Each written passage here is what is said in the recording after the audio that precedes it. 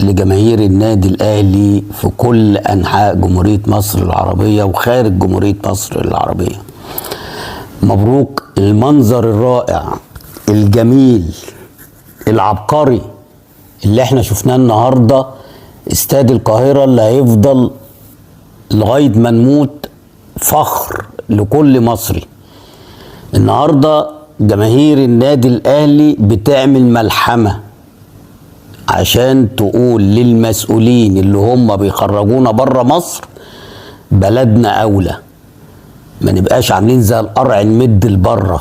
احنا عندنا النهارده الاستاد ده يرعب أي فرقة وبيرعب أي منتخب مهما كان هو.